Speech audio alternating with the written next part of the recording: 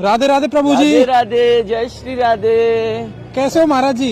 एकदम कृपा है ठाकुर की, राधा रानी सरकार की कृपा है महाराज जी। प्रभु जी आपका क्या नाम है? मेरा नाम दाशरथी रामदास जी महाराज जी। तो कितनी वर्ष में आप संत भेष में आ गए थे?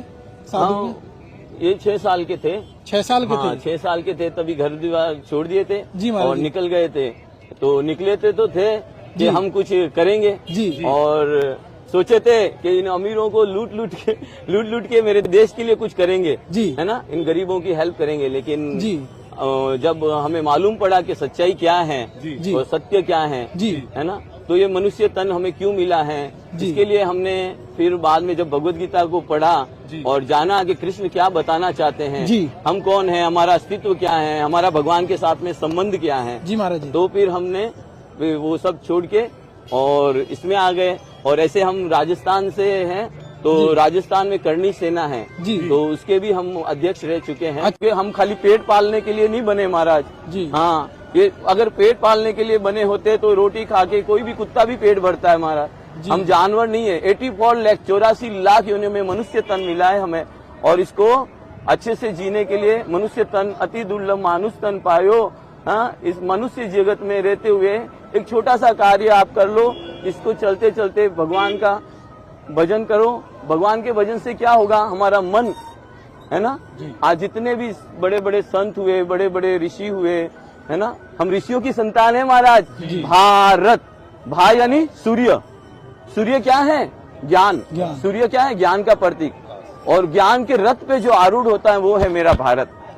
हाँ जी, तो इस भारत के बच्चे ऋषियों की संतान है हम लोग। और इस भारत को बदनाम मत करो गुटखा खा के, सिगरेटें पी के।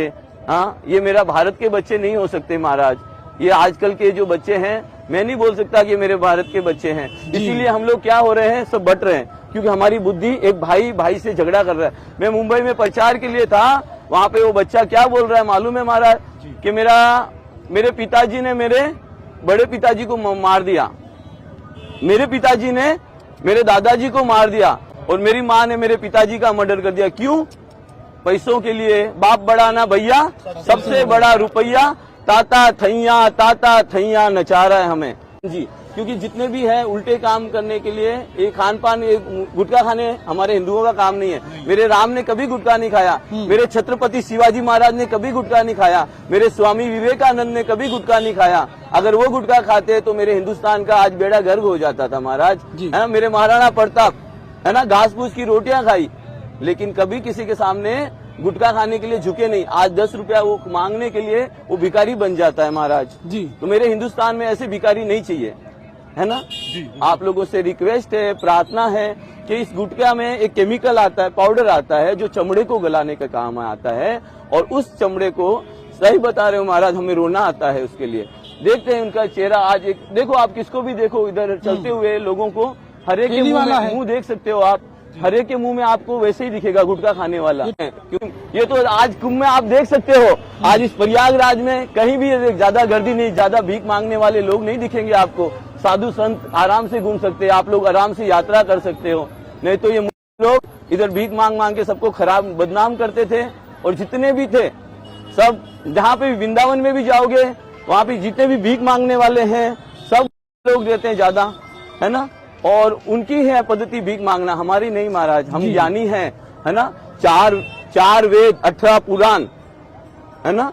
तो हम सबके पास में क्या है, एक बुक हमारे पास में क्या है, हम ज्ञान के भंडार हैं। और इससे आप भारतीयों से रिक्वेस्ट है कि इसको हम, इसीलिए हम बोलते हैं हम ज्ञानी हैं। और ये हम किसके हैं, सबके, इसलिए भारत विश्व गुरु बन सकता है। हाँ, सबको सिखाने के लिए हम विश्व गुरु हैं।